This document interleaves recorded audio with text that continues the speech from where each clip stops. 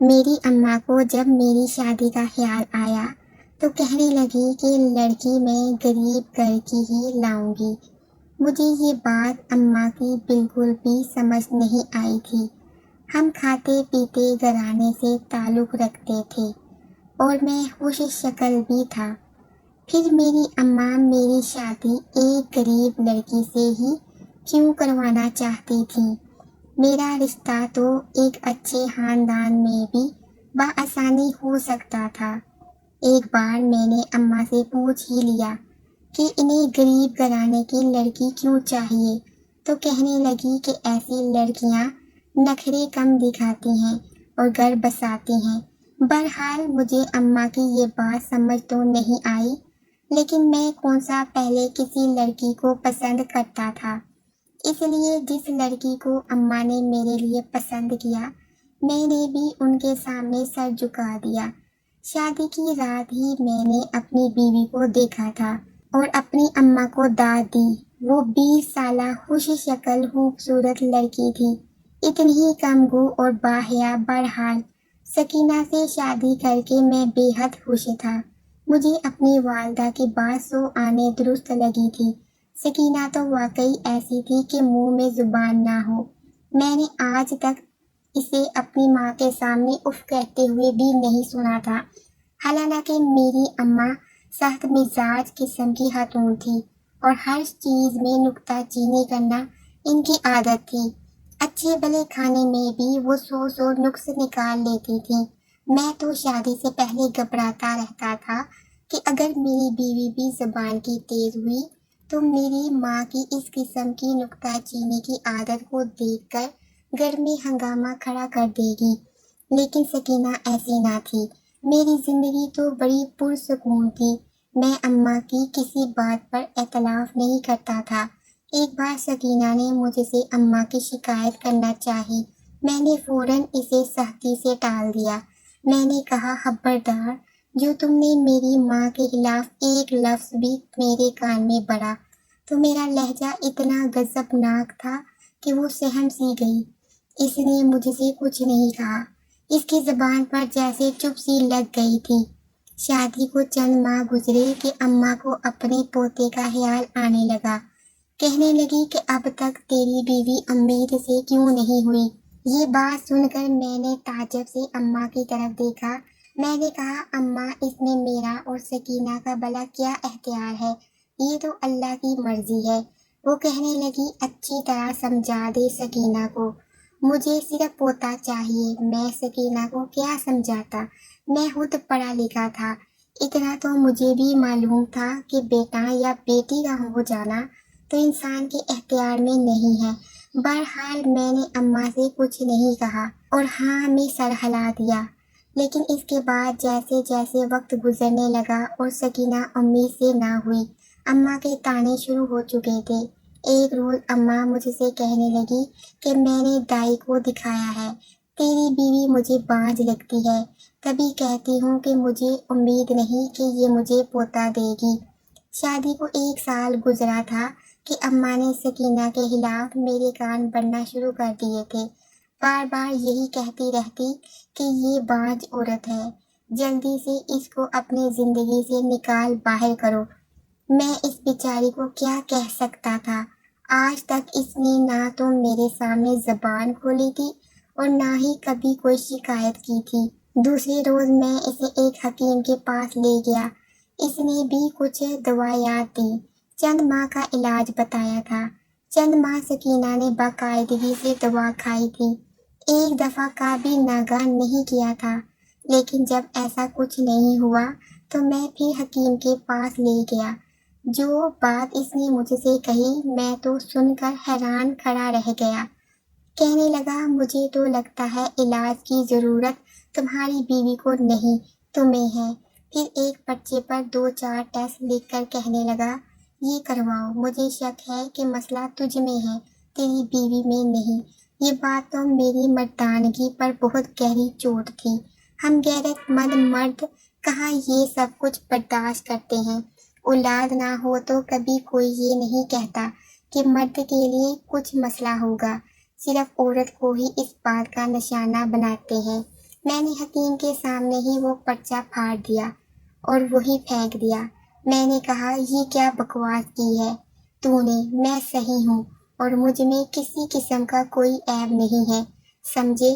اگر تجھے سے علاج نہیں ہوتا تو صاف بتا دے، میرے اندر عیب نکالنے کی ضرورت نہیں ہے۔ میرے غصے کو دیکھ کر وہ حکیم کچھ گھبرا گیا۔ میں نے بیوی کا ہاتھ پکڑا اور اس کو گھر لے آیا۔ جب یہ بات میں نے اماں کو بتائی تو اماں بھی غصہ کرنے لگی، کہنے لگی وہ حکیم تو ویسے بھی پاگل ہے، ایسے ہی کہتا ہے، میرا گبرو جوان بیٹا تو ماشاءاللہ سے بالکل ٹھیک ٹھاک ہے، اب تو میں تیری شادی ضرور کرواؤں گی۔ جیسے ہی تیرا بیٹا ہوا تو سب سے پہلے اس حکیم کو جا کر دکھاؤں گی۔ 2 سال ہو گئے تھے میری شادی کو، لیکن ابھی تک اولاد کی کوئی امید نظر نہیں آ رہی تھی۔ میری ماں نے کہا کہ اب بہت ہو چکا، میں چند ماہ ہی تمہاری شادی کروا دوں گی اور سکینہ کو طلاق دے دوں گی۔ میں سکینہ کو چھوڑنا نہیں چاہتا تھا، لیکن اپنی ماں کے سامنے میری زبان نہیں کھلتی تھی۔ یہ سن کر سکینہ روتے ہوئے میرے سامنے اور اماں کے سامنے ہاتھ جوڑنے لگی، کہنے لگی خدا کے لیے مجھے طلاق مت دینا، میں آپ لوگوں کے گھر ایک نوکرانی بن کے زندگی گزاروں گی، جو کہیں گے وہی کروں گی، لیکن خدا کے لیے مجھے طلاق دے کر میرے گھر مت بھیجیے، میری چھوٹی بہنوں کا رشتہ نہیں ہوگا، لوگ کہیں گے ایک بہن گھر اجاڑ کر واپس آ گئی ہے تو دوسری بھی کیسے گھر بسائیں گی۔ سکینہ کے آنسو دیکھ کر اور سسکیاں سن کر میرا دل ہل کر رہ گیا تھا۔ وہ ہاتھ جوڑے گھٹنوں کے بل میری ماں کے سامنے بیٹھی تھی۔ میں نے کچھ ہمت دکھائی اور دونوں بازوؤں سے اسے پکڑ کر کھڑا کیا۔ میں نے کہا تم بے فکر ہو، میں دوسری شادی کروں گا، نہ ہی میں تمہیں طلاق دوں گا۔ میری بات سن کر میری اماں نے مجھے گھور کر دیکھا تھا۔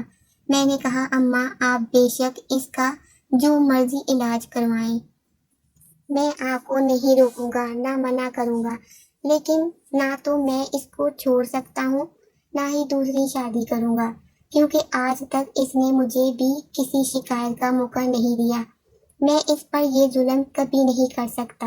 میری جرأت شاید میری ماں کو پسند نہیں آئی تھی، بار بار مجھے غصے سے گھورے جا رہی تھی۔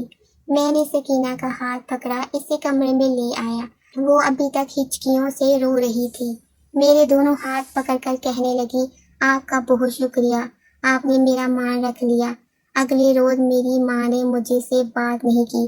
میں جب بھی ان سے بات کرتا وہ رخ بدل لیتی۔ میں نے زمین پر بیٹھ کے ان کے پاؤں پکڑ لیے۔ میں نے کہا اماں خدا کے لیے مجھ سے ناراض نہ ہو، لیکن میں بیوی کو چھوڑ نہیں سکتا۔ 2-4 دن اماں نے مجھ سے بات نہیں کی۔ میں نے اماں کی بہت منت مساجد کی۔ 4 دن بعد اماں نے اس شرط پر میری بات مانی کہ وہ جیسے مرضی سکینہ کا علاج کروائیں، میں بیچ میں نہیں بولوں گا، اور اگر 1 سال کے اندر اندر سکینہ امید سے نہ ہوئی تو میں دوسری شادی ضرور کروں گا۔ اماں کو اس بات پر اعتراض نہ تھا کہ میں اسے طلاق دوں۔ کہنے لگی کہ وہ کسی فالتو سامان کی طرح گھر کے کونے میں بیٹھی رہے گی، اور خبردار جو تو نے اسے کبھی مجھ پر اہمیت دینے کا سوچا تو یہ سن کر میں خاموش ہو گیا تھا۔ ماں کی نافرمانی بھی نہیں کر سکتا تھا۔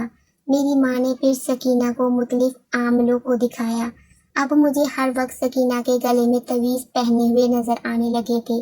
رات دیر تک وہ جائے نماز پر بیٹھی وظائف کرتی رہتی تھی، کبھی تعویذ جلاتی تھی تو کبھی ڈوریاں باندھتی ہاتھوں پر، کبھی پیروں پر، جو میری اماں کہتی سکینہ وہ سب کر رہی تھی۔ کبھی کبھی تو اس کی حالت دیکھ کر مجھے اس پر ترس آنے لگتا تھا، بیچاری اولاد کی خاطر کیا کچھ نہیں کر رہی تھی، لیکن اس کے بعد بھی وہ امید سے نہ ہوئی۔ 6 ماہ گزر گئے تھے، اب تو سکینہ کی رنگت پیلی پڑنے لگی تھی۔ مجھ سے بار بار کہتی اگر 4 ماہ بعد بھی مجھے اولاد نہ ہوئی تو کیا سچ میں اب دوسری شادی آپ کر لیں گے؟ کیا واقعی مجھے خود سے دور کریں گے؟ کیا میں ایک ملازمہ کی طرح اس گھر کے کونے میں پڑی رہوں گی؟ میں اس کے سوالات کا بھلا کیا جواب دے سکتا تھا؟ بے بسی سے کہا کہ میں مجبور ہوں، اماں کی بات کو ٹال نہیں سکتا۔ बस तुम दुआ करो कि तुम जल्दी से उम्मीद से हो जाओ, हमारे यहाँ बेटा हो जाए, बस सारे मसले हल हो जाएंगे। इन्हीं दिनों मेरी वालदा को किसी पड़ोसी ने ये बताया कि हमारे साथ वाले गांव में एक आमिल बाबा रहता है जो बे औलाद औरतों का ऐसा पक्का इलाज करता है, लाजमी बेटा ही पैदा करती है। ये सुनना था कि मेरी माँ के चेहरे पर चमक उठी।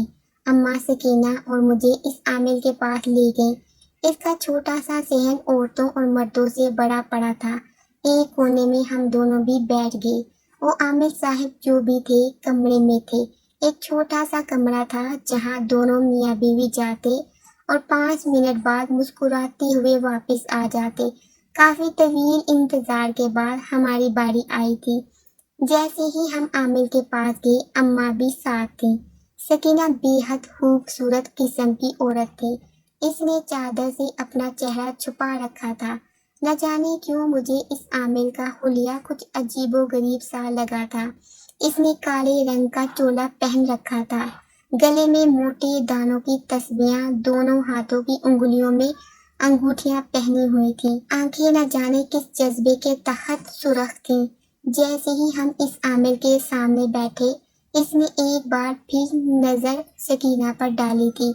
न जाने क्यों मुझे ये सब देखकर बुरा लग रहा था। फिर कहने लगा, बोलो बीबी क्या मसला है? मेरी माँ कहने लगी, मेरी बहू बांझ है। ये कहकर इसने सकीना की तरफ देखा जो कि सहमी सी बैठी थी। वो आमिर पूछने लगा कि कितना अरसा हो गया शादी को। जवाब मेरी अम्मा ने दिया था। कहने लगी, पूरे 2 साल हो गए हैं, लेकिन औलाद की कोई उम्मीद नजर नहीं आती। हमने आपकी बड़ी तारीफें सुनी हैं। हम दूसरे गांव से आए हैं। जो बात मुझे बेचैन कर रही थी वो ये थी कि इस शख्स की नजर मुसलसल सकीना के चेहरे पर पड़ रही थी। हालांकि इसने आधे से ज्यादा चेहरा छुपा रखा था, बस इसकी आंखें ही नजर आ रही थीं। मगर इसके बावजूद वो आमिल न जाने इसके चेहरे पर क्या खोजने की कोशिश में लगा हुआ था। मैंने आमिर साहिब को अपनी जानिब मुतवज्जा किया और बोला कि बाबा, क्या आपके पास इसका कोई इलाज है? मेरे बुलाने पर आमिर ने फौरन मेरी जानिब हड़बड़ाकर देखा। इसके माथे पर फौरन बल आए थे। गुस्से से कहने लगा कि मैं तुम्हारी बीवी के चेहरे पर कुछ खोज रहा था। वो वजह जानने की कोशिश कर रहा था जिसकी वजह से अभी तक इसकी गोद सूनी है। मगर जज्बाती लड़के, तुमने मेरा अमल खराब कर दिया। मैं हैरत से आमिर का चेहरा देख रहा था। मैंने तो सिर्फ इन्हें बुलाया ही था, मगर अगले ही पल उन्होंने मुझसे 2-4 सवाल किए और फिर अपने पास पड़ी हुई कैंची को उठाया। कहने लगे, इस कैंची से अपने कुछ बाल काट कर मुझे दे दो। मैं खामोशी से उनका कहना मानता जा रहा था। मैंने अपने कुछ बाल काट कर उनके हाथ में दिए तो फिर वो मेरी बीवी की जानिब मुतवज्जा हुए। कहने लगा कि अब अपनी बीवी के चंद बाल काट कर मुझे दे दो। मेरी बीवी फौरन मेरा चेहरा देखने लगी क्योंकि वो चादर में थी और ऐसे में सर के बाल उतारने के लिए इसे अपने चेहरे से नकाब हटाना पड़ना था। मगर फौरन मेरी माँ आगे बढ़ी और इसने मेरी बीवी सकीना की चादर को उतार दिया। एक झटके से इसके चेहरे से नकाब उतारा था और फिर अगले ही पल इसकी चुटिया को आगे करके बाल काट कर आमिर बाबा के हाथ पर रख दिए। ये सब कुछ 2 से 10 सेकंड के बीच हुआ था, मगर आमिर बाबा की तो नजरें मेरी बीवी पर पड़ चुकी थी। उन्होंने वो बाल लिए और फिर दोनों बालों को यकजा करके अपने सामने एक चांदी के बर्तन में रख दिए। कहने लगा कि मैं अब तुम लोगों को कुछ तवीज़ दूंगा, वो तुम लोगों को खाने होंगे और कुछ ऐसे अमल बताऊंगा जिसे रोज करना होगा। इससे तुम लोग यकीनन औलाद पाओगे। मैं बगौरे आमिर बाबा की हर बात सुन रहा था। देखते ही देखते उन्होंने हमारे वो काटे हुए बाल आग लगाकर जलाना शुरू कर दिए। जैसे ही उनको आग लग गई तो आमिर बाबा ने बालों की वो राख उठाई और इसे तवीज़ों में बनना शुरू कर दिया। राख तवीज़ों में बनने के बाद इस पर एक सुर्ख डोरी से गिरा लगा दी और फिर कहने लगे कि ये हर रात आप लोगों ने कहवे में मिलाकर पीना है। मैंने वो तवीज़ लेकर अपने पास रख लिए। تو وہ عامل بابا ایک بار پھر میری بیوی کی جانب متوجہ ہوئی اور کہنے لگے کہ یہاں میرے قریب آ کر بیٹھو، میں تم پر دم کرنا چاہتا ہوں۔ یہ دم تم نے ہر جمعرات کو میرے پاس آ کر کروانا ہوگا تاکہ تم پر جو بھی سایہ اور برے اثیب ہیں وہ اتارے جا سکیں۔ میری بیوی عامل بابا کے سامنے جا کر بیٹھی تو اس نے اپنا ہاتھ میری بیوی کے سر پر رکھا دیا اور پھر نہ جانے کیا پڑھ کر پھونکنے لگا۔ میں نے نوٹ کیا تھا کہ ہم سے پہلے جتنے بھی لوگ آئے تھے وہ زیادہ سے زیادہ 5 یا 10 منٹ اندر رہنے کے بعد باہر جا رہے تھے، مگر ہمیں تو یہاں بیٹھے ہوئے 40 منٹ ہو چکے تھے۔ یہ بابا تو ہمیں باہر بھیجنے کا نام ہی نہیں لے رہا تھا۔ اس کے بعد اس نے کچھ تویز ہمیں دیے اور کہنے لگے کہ یہ تویز مغرب کے بعد جلانی ہے اور جلا کر اس کی راکھ اپنے سر پر ملنی ہے تاکہ جو بھی برا سایہ ہے وہ تم لوگوں کے سر سے ہٹ سکے۔ اس کے بعد اس نے مسکرا کر میری بیوی کی جانب دیکھا اور پھر وہاں سے جانے کو کہا۔ ہم تینوں وہاں سے چلے آئے۔ سارے راستے میں خاموش رہا۔ گھر آ کر اماں سے کہنے لگا کہ یہ آپ کیسے انسان کے پاس ہمیں لے کر گئی تھی، یہ کیسا عامل تھا، اس نے تو کچھ بھی اچھا پڑھ کر دم نہ کیا، وہ تو بال کھانے کو کہہ رہا ہے اور نہ جانے تویزوں کو جلا کر راکھ سر پر ملنے کو کہہ رہا ہے۔ بھلا ہم یہ سب کیسے کر سکتے ہیں؟ مگر میری ماں نے فوراً عجیب انداز میں کہا، وہ بڑے ہیں، انہوں نے یہ سارا عمل سیکھ رکھا ہے، وہ بہتر جانتے ہیں، تمہیں زیادہ سوچنے کی ضرورت نہیں، بس جو کچھ انہوں نے کہا ہے وہ تم کرتے جاؤ۔ مجبوراً اماں کی خاطر خاموش ہونا پڑا۔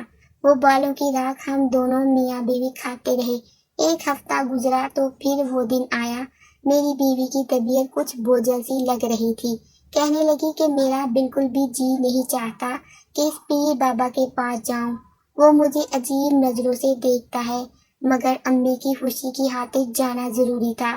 میں ایک بار پھر اپنی بیوی کو لے کر وہاں چلا گیا۔ اس بار پھر انہوں نے کچھ ایسے ہی عجیب و غریب سے عمل کیے اور پھر ہمیں تویز اور ڈوریاں کھانے اور جلانے کے لیے دے دی۔ 2 ماہ گزر چکے تھے مگر ابھی تک کوئی امید کی کرن نظر نہیں آئی تھی۔ اس بار میں نے امی سے کہا کہ اگر اس بار بھی اس نے یہی سب دیا تو اگلی دفعہ میں وہاں نہیں جاؤں گا۔ اس بار جب ہم عامل بابا کے پاس گئے تو میری ماں اسے کہنے لگی کہ 2 ماہ سے آپ کے پاس آ رہے ہیں مگر ابھی تک میری بہو کو کوئی خوشخبری نہ ملی۔ تو عامل بابا مسکرا اٹھے، کہنے لگے کہ ابھی تک میرا علاج پورا نہیں ہوا، علاج کا اصل مرحلہ تو ابھی رہتا ہے، وہ کرنے کے بعد ہی تمہارے ہاں بچے کی کلکاریاں گونجیں گی۔ اس کے بعد جو کچھ عامل بولا وہ سن کر میرے پیروں کے نیچے سے زمین نکل چکی تھی۔ میں وہیں پر غصے سے آگ بگولا ہو گیا اور کہنے لگا کہ نہیں، میری بیوی ایسا کچھ بھی نہیں کرے گی، مگر میری ماں نے فوراً مجھے ڈانٹ دیا اور کہنے لگی کہ خبردار، جو عامل بابا کے ساتھ کوئی بھی بدتمیزی کی، تم جانتے نہیں یہ کیا کچھ کر سکتے ہیں، خاموشی سے بیٹھے رہو، جو وہ کہہ رہے ہیں وہ سنو۔ عامل بابا نے ہمارے سامنے ایک بچے کا پتلا رکھا جو کہ ایک کپڑے کا بنا ہوا تھا، اس سے ہمارے سامنے رکھ کر کہنے لگے کہ تمہاری بیوی کو میں ایک خاص ورد بتاؤں گا، اسے وہ ورد لگاتار کرنا ہوگا اور پھر رات کے ٹھیک 11 بجے اسے پرانے قبرستان میں چھوڑ کر آنا ہوگا۔ ساری رات وہ میری بتائی گئی بچے کی قبر کے قریب بیٹھ کر ایک ورد کرتی رہے گی اور پھر جب صبح کے 3 بجے تو وہ اس قبر کو تھوڑا سا کھود کر اس پتلے کو وہاں دفن کر دے گی۔ اس کے بعد تم لوگوں کے گھر خوشخبری آ کر ہی رہے گی۔ میری بیوی مارے خوف کے کانپنے لگی مگر ماں کے آگے ہم مجبور تھے۔ میری بیوی کے ہاتھ کانپ رہے تھے۔ اس نے عامل کے ہاتھ سے وہ پتلا نہ لیا مگر میری امی نے فوراً اس پتلے کو چپٹ لیا اور کہنے لگی کہ آج رات ضرور سب کچھ ہو جائے گا۔ ہم لوگ واپس گھر آ چکے تھے۔ میری بیوی میرا بازو پکڑے سہمی ہوئی رو رہی تھی، کہنے لگی کہ میں ایسا کچھ بھی نہیں کروں گی، مجھے تو کمرے میں اندھیرے سے ڈر لگتا ہے، بھلا میں اکیلی قبرستان میں کیسے جاؤں گی۔ میں نے بھی امی کو منع کرنا چاہا کہ ایسا کچھ نہیں کریں گے، اس سے صرف اور صرف میری بیوی کی جان کو ہی خطرہ ہو سکتا ہے اور کچھ بھی نہیں۔ مگر میری امی نہ مانی، کہنے لگی کہ یہ ہر حال میں وہاں جائے گی اور جا کر یہ کام کرے گی۔ میں نے جب امی سے زبان درازی کی تو کہنے لگی کہ اگر اس نے مجھے پوتا دینے کی خاطر ایسا نہ کیا تو میں ابھی زہر کھا کر اپنی جان دے دوں گی۔ مجبوراً اماں کی خاطر مجھے بیوی کو قبرستان بھیجنا پڑا۔ وہ روتی مگر میں سر جھکائے کھڑا تھا اور اس سے وعدہ کیا کہ میں جیسے ہی صبح کے 3 بجیں گے آ کر اسے لے کر جاؤں گا۔ میری ماں اور میں اسے قبرستان چھوڑ آئے۔ وہ روتی رہی مگر میری ماں کے آگے اس کی سسکیاں اور آنسو کوئی اہمیت نہ رکھتے تھے۔ میری ماں بڑی ہی خوش تھی، کہنے لگی کہ دیکھنا اب تو ہر حال میں خوشخبری آئے گی ہی آئے گی۔ میں اپنے کمرے میں آ چکا تھا مگر ایک پل کو بھی میری آنکھیں بند نہ ہو سکیں۔ جب بھی نیند حاوی ہوتی اور اپنی آنکھیں بند کرتا تو مجھے میری بیوی یاد آنے لگتی۔ بمشکل کچھ گھنٹے ہی گزرے تھے کہ میرے دماغ میں عجیب کی آندیاں چلنے لگی۔ آدھی رات کے وقت قبرستان میں اکیلے کچھ بھی تو ہو سکتا تھا۔ میں کیسے اپنی بیوی کو وہاں تنہا تنہا چھوڑ آیا؟ مجھے رہ رہ کر اس کی یاد ستانے لگی اور پھر اپنی ماں پر غصہ آنے لگا۔ بھلا کون عورت تھی جو پوتے کی خاطر اپنی بہو کو اتنا رلا سکتی تھی؟ جتنی بھاگ دوڑ ہم یہ پیر بابا اور ڈاکٹر حکیموں کے لیے کر رہے تھے، اتنی ہی توقعات اگر ہم اپنے رب کی ذات کے ساتھ لگا لیتے تو یقیناً اب تک وہ ہماری گود میں اولاد دے بھی چکا ہوتا۔